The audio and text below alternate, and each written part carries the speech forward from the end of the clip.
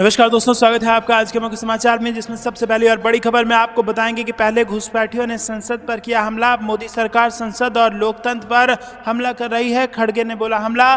दूसरी खबर में जिक्र होगा कि लोकसभा की सुरक्षा में चूक मामले पर विपक्ष ने गृह मंत्री से मांगा जवाब, पूछा आखिर क्या छिपा रही है सरकार।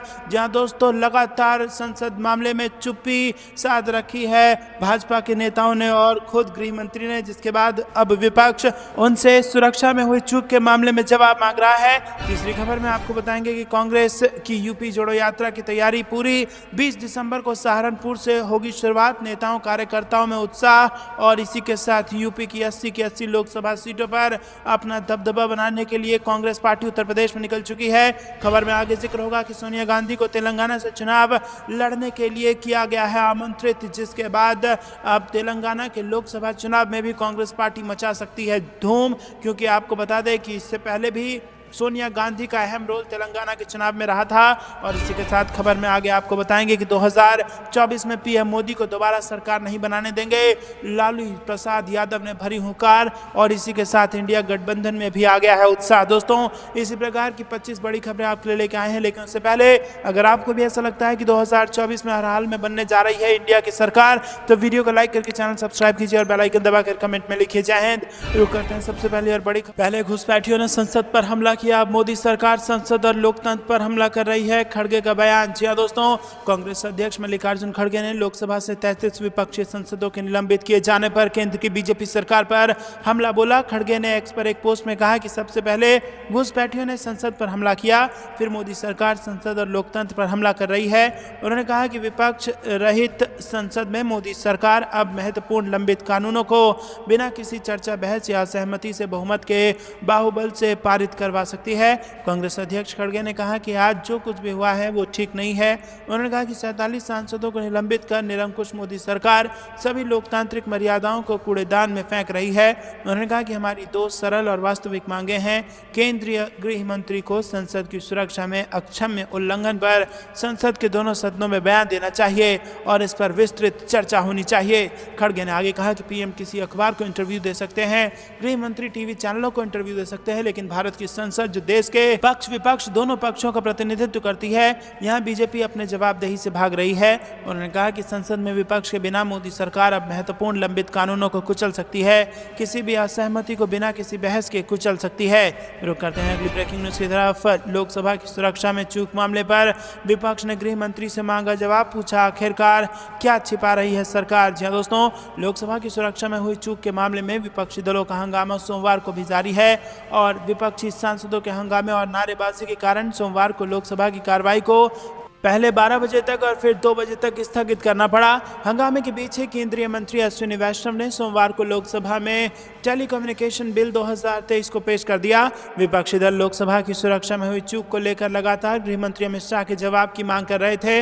वहीं लोकसभा अध्यक्ष ओम बिरला ने सदन में एक बार फिर से ये साफ कर दिया कि लोकसभा के अध्यक्ष होने के नाते सुरक्षा की जिम्मेदारी उनकी है। इस मामले को लेकर सांसद राघव चड्ढा ने केंद्र सरकार पर निशाना साधा। उन्होंने कहा कि विपक्षी पार्टियां तो यही कह रही हैं कि जांच रिपोर्ट संसद में पेश की जाए और इस पर चर्चा हो। तमाम सांसद केंद्रीय गृह मंत्री अमित शाह का बयान चाहते हैं। जिस तरह से सरकार इस मुद्दे से भाग रही है, उससे कई सवाल उठते हैं कि आखिर वो छिपा क्या रही है। तो दोस्तों, क्या आपको भी ऐसा लगता है कि जल्द से जल्द पूरे देश को संसद पर जो सुरक्षा में जो चूक हुई है उसको जवाब देना चाहिए? तो कमेंट में अपनी राय जरूर बताइए, वीडियो को लाइक करके अपना समर्थन दर्ज कराइए। रुक करते हैं अगली ब्रेकिंग न्यूज की तरफ। कांग्रेस की यूपी जोड़ो यात्रा की तैयारी पूरी। 20 दिसंबर को सहारनपुर से होगी शुरुआत। नेताओं कार्यकर्ताओं में जबरदस्त उत्साह। जी दोस्तों, भारत जोड़ो यात्रा की तर्ज पर यूपी कांग्रेस 20 दिसंबर को यूपी जोड़ो यात्रा शुरू करने जा रही है। 25 दिन की ये यात्रा सहारनपुर से शुरू होकर नैमिषारण्य तक जाएगी और ये यात्रा बताती है कि कांग्रेस अब 2024 लोकसभा चुनाव की तैयारी में जुटी गई है। दोस्तों, इस यात्रा के जरिए कांग्रेस वेस्ट यूपी के साथ रुहेलखंड में सियासी हवा का रुख भांपने के साथ ही संगठन को मजबूत करने का प्रयास करेगी और इस यात्रा के दौरान ही नुक्कड़ सभाएं, रैलियां और प्रशिक्षण शिविर का आयोजन करेगी। वहीं यात्रा में शामिल होने के लिए पूर्व अध्यक्ष राहुल गांधी और यूपी प्रभारी प्रियंका गांधी को भी देश कांग्रेस कमेटी द्वारा न्योता भेजा गया है। वहीं दोस्तों, उत्तर प्रदेश कांग्रेस के अध्यक्ष अजय राय ने प्रदेश के लोगों से आगामी 20 दिसंबर से सहारनपुर से शुरू होने जा रही यूपी जोड़ो यात्रा से जुड़ने की अपील की है। उन्होंने कहा है कि प्रदेश के कांग्रेस जनों ने ये संकल्प व्रत ले लिया है कि बीजेपी की विभाजनकारी नीति का प्रतिरोध करने के लिए अब वो यूपी जोड़कर ही चैन की सांस लेंगे। रुक करते हैं अगली ब्रेकिंग न्यूज की तरफ। लेकिन दोस्तों, उससे पहले अगर आपको भी ऐसा लगता है कि यूपी जोड़ो यात्रा भाजपा को 80 की 80 सीटों पर उत्तर प्रदेश में नुकसान पहुंचा देगा तो वीडियो को लाइक करके अपनी राय हम तक जरूर पहुंचाइए। रुक करते हैं अगली ब्रेकिंग न्यूज की तरफ। सोनिया गांधी को तेलंगाना से लोकसभा चुनाव लड़ने के लिए किया गया आमंत्रित। जी हां दोस्तों, कांग्रेस की तेलंगाना इकाई ने सोमवार को कांग्रेस संसदीय दल की अध्यक्ष और पूर्व पार्टी अध्यक्ष सोनिया गांधी को राज्य से आगामी लोकसभा चुनाव लड़ने के लिए आमंत्रित किया। राज्य की राजनीतिक मामलों की समिति ने सोमवार को हैदराबाद में अपनी बैठक में एक प्रस्ताव पारित किया जिसमें सोनिया गांधी से राज्य से लोकसभा चुनाव लड़ने का अनुरोध किया गया है।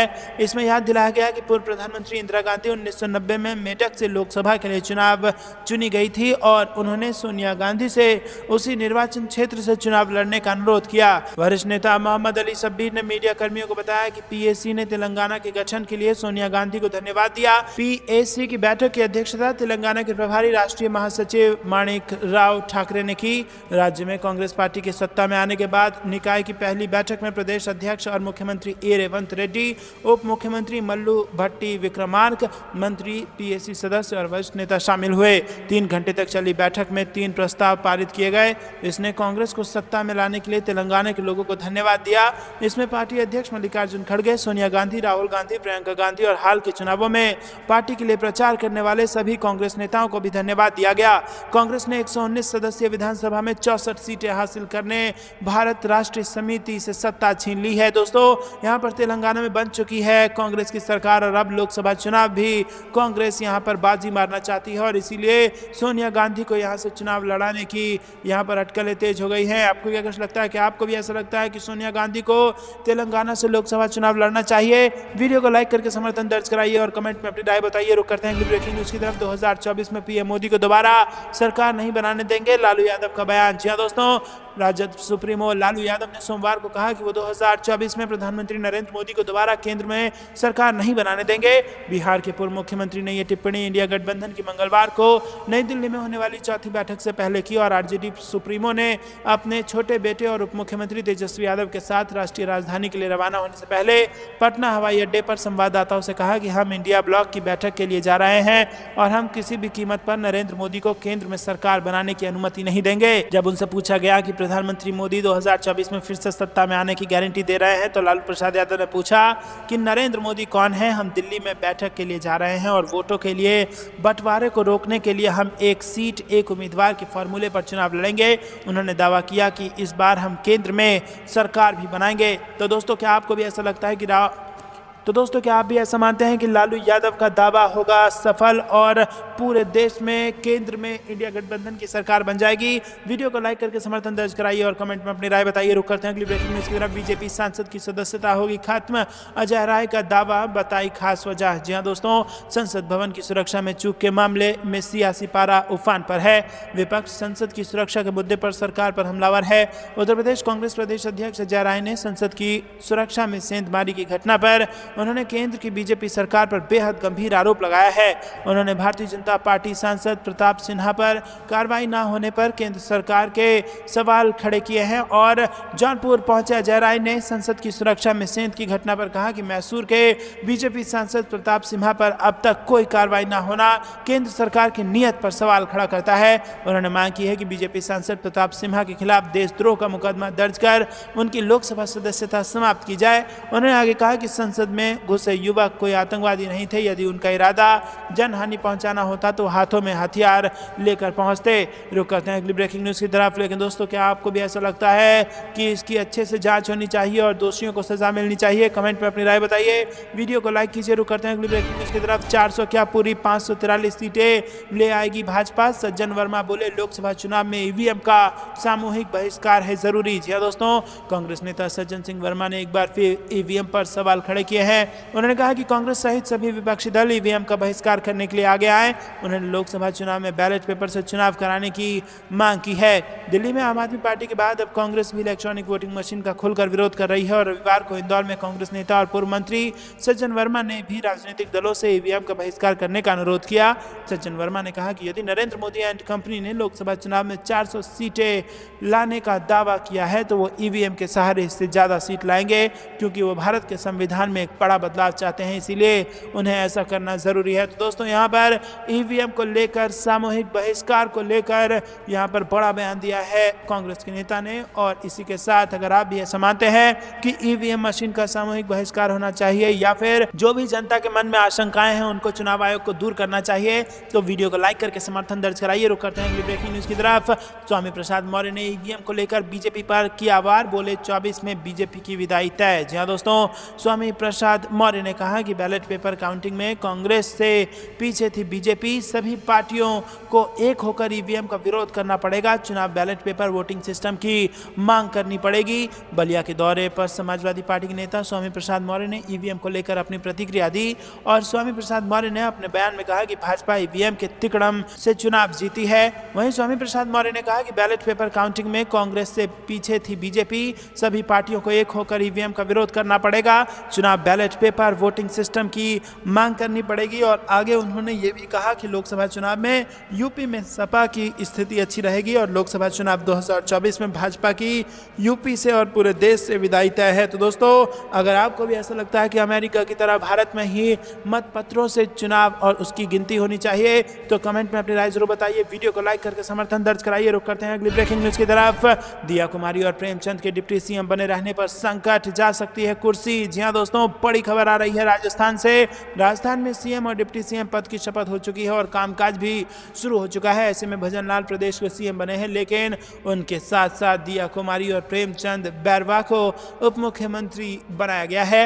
ऐसे में इन दोनों उप मुख्यमंत्रियों की नियुक्ति को लेकर एक वकील ने उच्च न्यायालय में जनहित याचिका दायर कर इस आधार पर चुनौती दी है कि उन्हें दिलाई गई शपथ असंवैधानिक है। मीडिया रिपोर्ट्स की माने तो वकील ने जनहित याचिका में कहा कि ऐसा कोई संवैधानिक पदनाम नहीं है और उनकी नियुक्ति रद्द की जानी चाहिए। याचिकाकर्ता ओम प्रकाश सोलंकी ने नियुक्तियों को रद्द करने के लिए राज्य सरकार को निर्देश देने का अनुरोध करते हुए कहा कि उप मुख्यमंत्री पद असंवैधानिक है और भारत के संविधान में ऐसे किसी पद का उल्लेख नहीं है। बता दें कि शुक्रवार को शपथ ग्रहण समारोह में भजन लाल ने मुख्यमंत्री के रूप में शपथ ली, जबकि दिया कुमारी और प्रेमचंद बैरवा ने उप मुख्यमंत्री के रूप में शपथ ली थी। शपथ ग्रहण समारोह में प्रधानमंत्री नरेंद्र मोदी और भाजपा के शीर्ष नेतृत्व ने भाग लिया था। तो दोस्तों, यहाँ पर आपको बता दें कि एक याचिका डाली जा चुकी है जिसमें यहाँ पर दो नेताओं की कुर्सी खतरे में आ गई है और दो डिप्टी सीएम हैं। आपको क्या कुछ लगता है कमेंट में बताइए। वीडियो लाइक करके समर्थन दर्ज कराइए। रुक करते हैं ब्रेकिंग न्यूज की तरफ। लोकसभा चुनाव से पहले चंदा जुटाएगी कांग्रेस। खड़गे ने 1.38 लाख रुपए देकर शुरू किया डोनेट फॉर देश कैंपेन। जी हां दोस्तों, कांग्रेस ने 2024 के लोकसभा चुनाव से पहले पार्टी के लिए संसाधन जुटाने के लिए सोमवार को क्राउड फंडिंग अभियान डोनेट फॉर देश शुरू किया। कांग्रेस अध्यक्ष मल्लिकार्जुन खड़गे ने 1,38,000 रुपए का चंदा देकर पार्टी के ऑनलाइन क्राउड फंडिंग कार्यक्रम की शुरुआत की। उन्होंने कांग्रेस समर्थकों से अपील की कि वो बेहतर भारत के निर्माण के प्रयासों में सहयोग के लिए चंदा दें। खड़गे ने इस मौके पर कहा कि वो पहली बार है जब कांग्रेस लोगों से देश के लिए चंदा मांग रही है। उन्होंने कहा यदि आप केवल अमीर लोगों पर निर्भर होकर काम करते हैं तो आपको उनकी नीतियों का पालन करना होगा। महात्मा गांधी ने भी स्वतंत्रता संग्राम के दौरान जनता से दान लिया था। इससे पहले कांग्रेस नेता केसी वेणुगोपाल और कोषाध्यक्ष अजय माकन ने प्रेस कॉन्फ्रेंस कर बताया कि 18 साल से अधिक उम्र का कोई भी व्यक्ति इस अधिनियम में 138, 1380 या 13,800 रुपए का दान दे सकता है। रुक करते हैं अगली ब्रेकिंग न्यूज की तरफ। बीजेपी सांसद के भाषणों से गायब हुआ एक्स सीएम शिवराज सिंह चौहान, लाडली बहना योजना भी नदारद। जी हां दोस्तों, मुख्यमंत्री पद से हटने के बाद अब शिवराज सिंह चौहान बीजेपी नेताओं के भाषणों से भी गायब होने लगे हैं। गुना से भारत संकल्प यात्रा के दौरान सांसद केपी यादव ने 15 मिनट का भाषण दिया, लेकिन एक बार भी पूर्व मुख्यमंत्री शिवराज सिंह चौहान और लाडली बहना योजना का नाम नहीं लिया। भारत संकल्प यात्रा के बैनर में भी पूर्व सीएम शिवराज सिंह की तस्वीर नदारद रही और सांसद ने महिला सशक्तिकरण के लिए पीएम मोदी को क्रेडिट दिया। गुना शिवपुरी संसदीय क्षेत्र से सांसद केपी यादव ने सूबे के नए मुख्यमंत्री डॉक्टर मोहन यादव की जमकर तारीफ की। बीजेपी सांसद केपी यादव ने मुख्यमंत्री मोहन यादव को मेहनती बताया। सांसद ने कहा कि मोहन यादव पूर्व में उच्च शिक्षा मंत्री रहे हैं, उस वक्त भी काफी काफ़ी मेहनत करते थे, लेकिन मुख्यमंत्री बनने के बाद मोहन यादव 18 से 20 घंटे तक काम कर रहे हैं। तो दोस्तों नए मुख्यमंत्री की तो तारीफ हो रही है, लेकिन जो पूर्व मुख्यमंत्री है शिवराज सिंह चौहान, उनका और उनकी योजनाओं का नाम तक भी मध्य प्रदेश में नहीं लिया जा रहा है, जिससे बीजेपी को अब असली चुनौती 2024 के लोकसभा चुनाव में मध्य प्रदेश में झेलनी पड़ सकती है। क्योंकि दोस्तों आपको बता दें कि विधानसभा चुनाव में कहीं ना कहीं जनता के मन में कंफ्यूजन था। जनता ये आश्वस्त नहीं थी कि अगर भाजपा सरकार में आ भी जाए तो शिवराज सिंह चौहान को मुख्यमंत्री बनाया जाएगा कि नहीं बनाया जाएगा। लेकिन अब ये स्थिति स्पष्ट है कि शिवराज सिंह चौहान उनके नेता नहीं हैं और अब मोहन यादव उनके नेता हैं। और ऐसे में क्या आला कमान से जनता अपनी नाराजगी 2024 के लोकसभा चुनाव में व्यक्त करेगी?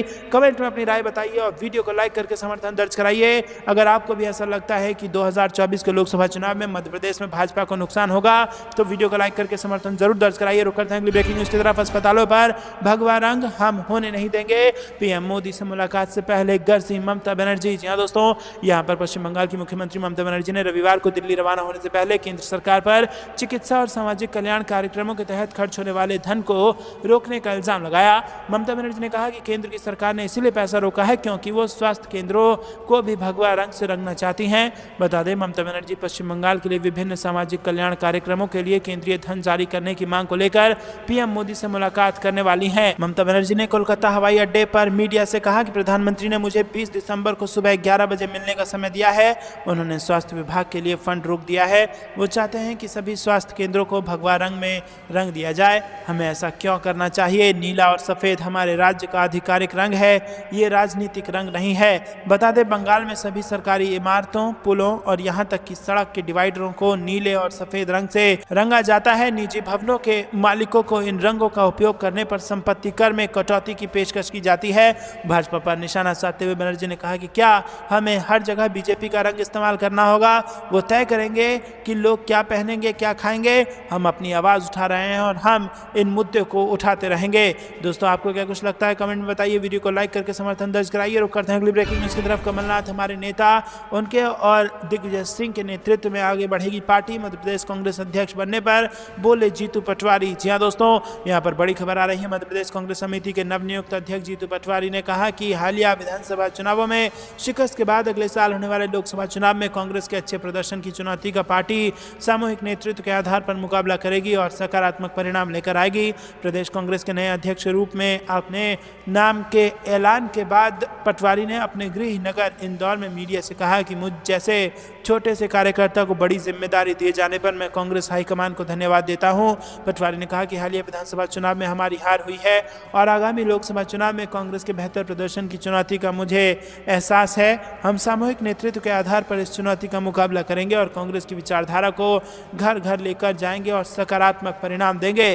जीतू पटवारी ने एक सवाल पर कहा कि कांग्रेस में दिग्गज नेताओं के सम्मान के साथ युवाओं की भागीदारी कैसे बढ़े, ये एक स्वाभाविक प्रक्रिया है और वक्त की मांग भी है। रुक करते हैं ब्रेकिंग न्यूज की तरफ। मध्य प्रदेश में 38 विभागों की योजनाओं पर लगी वित्तीय रोक, सरकार के ऊपर 3,31,000 करोड़ रुपए से अधिक का कर्ज। जी हाँ दोस्तों, नई सरकार ने फिलहाल 38 विभागों की योजनाओं पर वित्तीय रोक लगा दी है। वित्त विभाग ने इसका आदेश भी जारी कर दिया है। इसमें नगरीय प्रशासन विभाग की महाकाल परिसर विकास योजना, मेट्रो ट्रेन और धार्मिक न्यास एवं धर्मस्व विभाग द्वारा संचालित तीर्थ दर्शन योजना शामिल है। इसके अलावा अपंजीकृत निर्माण मजदूरों को अंत्येष्टि एवं अनुग्रह राशि देने की योजना समाप्त कर दी गई है। रुक करते हैं ब्रेकिंग न्यूज की तरफ। पॉलिटिक्स में आएंगे आरबीआई के पूर्व गवर्नर रघुराम राजन और उन्होंने दिया बड़ा बयान। जी दोस्तों, रिजर्व बैंक ऑफ इंडिया के पूर्व गवर्नर डॉक्टर रघुराम राजन एक बार फिर से सुर्खियों में हैं। रघुराम राजन को हैदराबाद में तेलंगाना के मुख्यमंत्री ए रेवंत रेड्डी से मुलाकात उन्होंने की है। हालांकि ये मुलाकात राज्य की वर्तमान आर्थिक स्थिति और विकास से जोड़कर देखी जा रही है, लेकिन इस बीच उनके कांग्रेस में आने की चर्चा भी जोर शोर से शुरू हो गई है।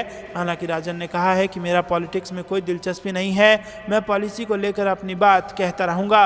रुकते हैं अगली ब्रेकिंग न्यूज की तरफ। कानपुर की बीजेपी नेता समेत सैकड़ों को ठगने वाले गिरफ्तार, फर्जी पते पर कराया संस्था का पंजीकरण, 87 फेक दस्तावेज बरामद। जी हाँ दोस्तों, एसपी सिटी कृष्ण कुमार बिश्नोई ने बताया कि कानपुर सचंडी के गढ़ी भीमसेन की रहने वाली रंजना सिंह भारतीय जनता पार्टी में मंडल मंत्री हैं। रोजगार सेवक व्हाट्सएप ग्रुप पर कुछ दिन पहले उन्हें एक लिंक मिला जिसके जरिए वो Yogi corporation group of India group में शामिल हो गई और कुछ दिन बाद ग्रुप के संयोजक केदारनाथ ने फोन पर आधार कार्ड की कॉपी व फोटो और रुपए मांगे। दोस्तों, कानपुर की बीजेपी नेता समेत सैकड़ों को ठगने वाले अब गिरफ्तार हो चुके हैं। रुक करते हैं अगली ब्रेकिंग न्यूज की तरफ। मोहन सरकार में महाराज सिंधिया को मिल सकता है झटका। जी हां दोस्तों, मध्य प्रदेश में मंत्रिमंडल विस्तार को लेकर नेताओं और विधायकों की धड़कनें तेज हो गई हैं। सीएम मोहन यादव दिल्ली में केंद्रीय नेतृत्व के साथ बैठक करने पहुंचे हैं।